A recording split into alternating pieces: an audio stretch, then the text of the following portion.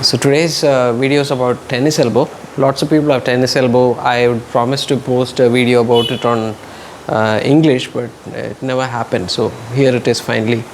So the pain is usually in this area. You can have pain here, or you can end up with pain in the wrist.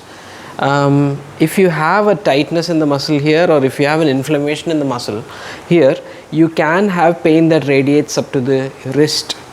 Some people get a swelling, some people have numbness in their fingers. There's lots of different exercises that you can do for tennis elbow, but the ones that I like are the stretches. So basically you'll hold your hand like that, so your elbows against your body, you'll hold your wrist down.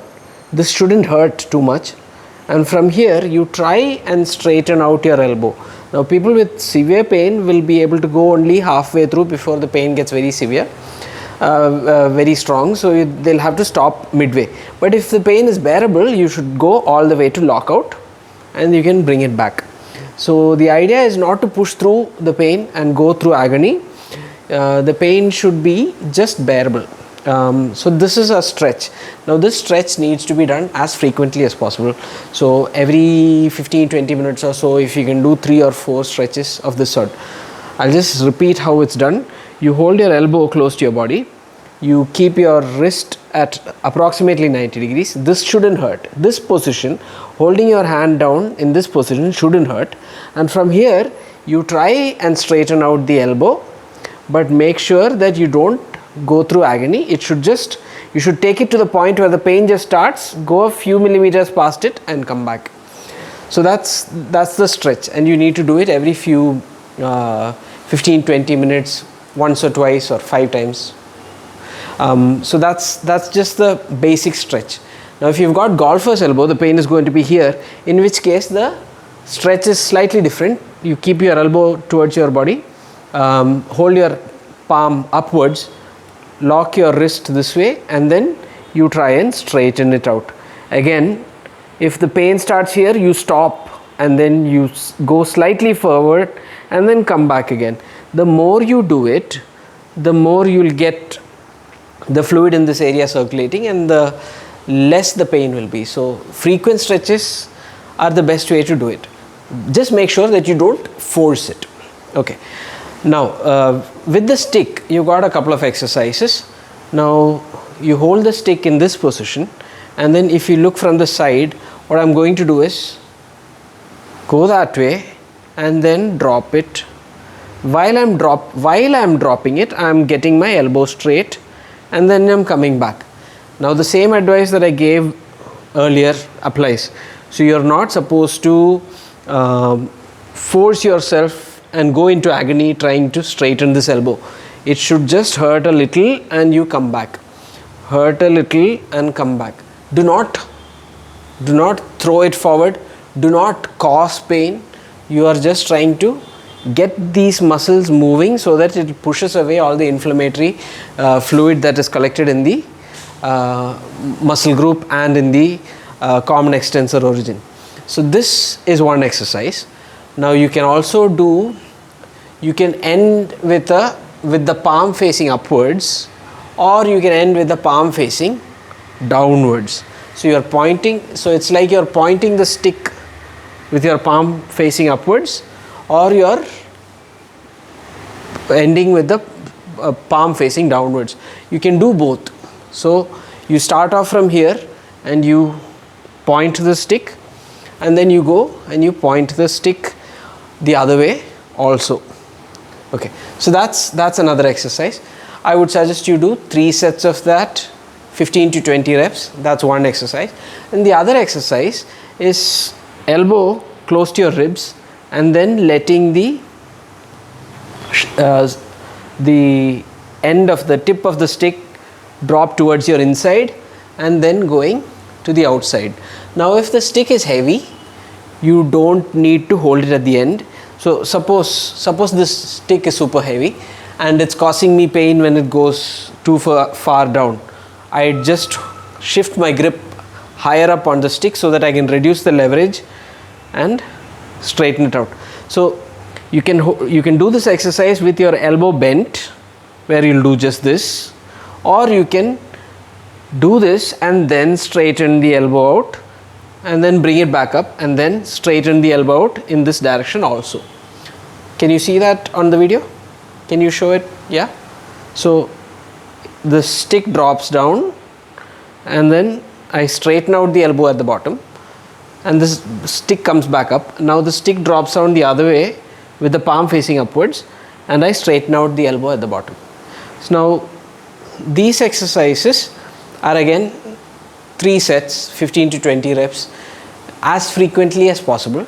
Make sure that you don't do it too fast. So there's this one where you point it forwards, and this one where you point it downwards, and both of them can be done with the elbow bent or the elbow straight. So you can straighten it out, or you can keep it bent and then drop the wrist.